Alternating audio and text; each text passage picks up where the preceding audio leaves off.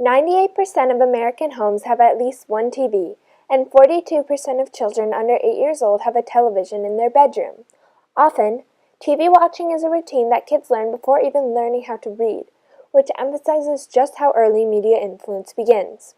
As a result, both young people's gender identities, one's sense of being male or female, and their gender roles, their set of expectations or norms about how each gender ought to behave, are shaped by what they see on screen for hours a day. Television watching includes many different types of influences, including TV shows, commercials, and news programs. And although these forms of TV watching are different, they all contribute to a disparity in power between men and women, and as a result, the trivialization of and lifelong disadvantages for women. In general, the aim of television is to be universal and suitable for everyone in order to obtain the largest audience possible. This is especially true with regard to commercials who are trying to make a profit. However, while attempting to mirror society, TV often ends up oversimplifying and stereotyping reality, which results in many groups of people being underrepresented, misrepresented, or ignored. One study found that in children's programming, males outnumbered females 2-1, and in newscasts, women only made up 16% of newscasters. This lack of a female presence implies to viewers that women are less important than men. Right from the start, young viewers learn through TV that being a male means having authority, while girls struggle to even find models to imitate in creating their gender role and identity. Despite the lack of females on TV, those who are on screen, in addition to men, are usually relegated to certain stereotyped roles, and these roles result in the creation of concepts or schemas of what it means to be male and female among young people. According to one study's analysis of many ads and TV shows, the most common stereotypes of men include the real man, who is athletic, successful, professional, and a seducer, and the man who is devoted to his family, yet is never portrayed housekeeping, unless in a satirical manner like in the Mr. Muscle commercial. Block drains are such hard work. I've got just the solution. Mr. Muscle. Dirt, mud, we don't care. Later tonight, I'm hoping to be on Nora, right? Or under Nora, am I right? By observing these men, young male viewers feel pressured to emulate the perfection and control the on-screen men have over all facets of their life in the doing of their own gender.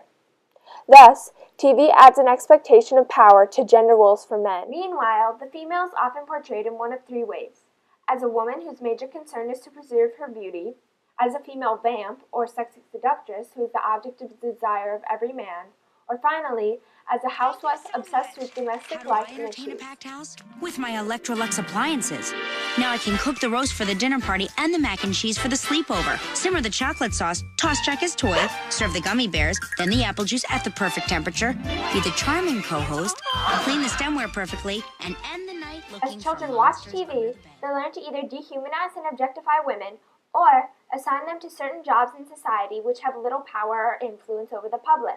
Women in ads are usually portrayed as upper class. However, by posing and acting like children, putting their fingers in their mouths, and being seductive, commercials are implying that these women achieve their high status by attracting a male protector rather than by earning the income themselves. This develops a gender identity for women which assumes little control or individual agency.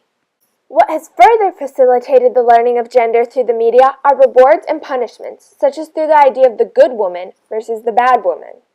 Good women, being depicted as pretty, deferential, and focused on home, family, and caring for others, who are usually cast as victims, angels, martyrs, and loyal wives and helpmates. And bad women being shown as just the opposite. Now we have the Wicked Witch of the West, Nancy Pelosi. And it's bye-bye Pelosi. Television forces power upon a masculine gender and steals it away from a feminine gender identity, the subsequent power gap can manifest itself as violence.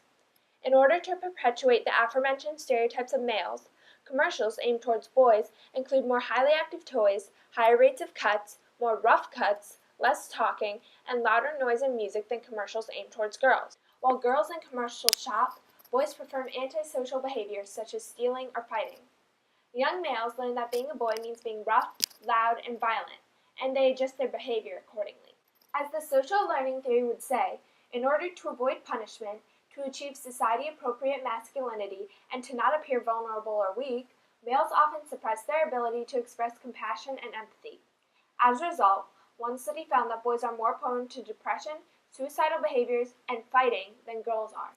A similar phenomena has become apparent in the development of female gender identity. One study found a strong relationship between females' viewing of sexual violence on TV and their acceptance of sexual violence as part of normal relationships. Meanwhile, it is well documented that since the invention of TV, the incidence of reported rape has risen, and that an increasing number of men regard forced sex as acceptable. Therefore, it is evident that the idea of violence towards women has been incorporated into young people's schema for females.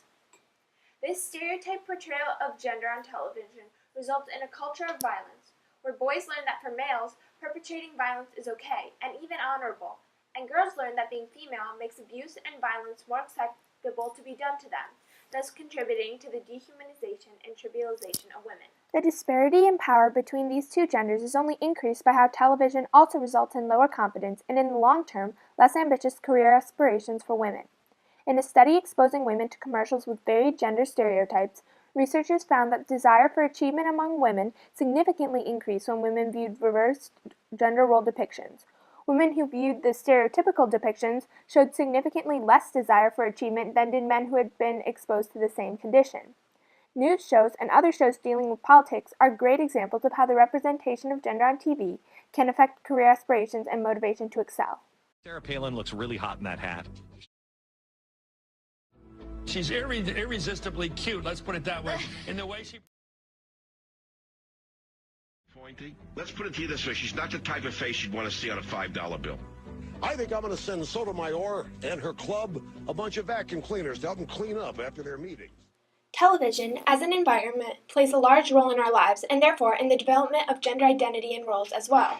Both masculine and feminine identities are impacted, and together they contribute to a divided and degrading society.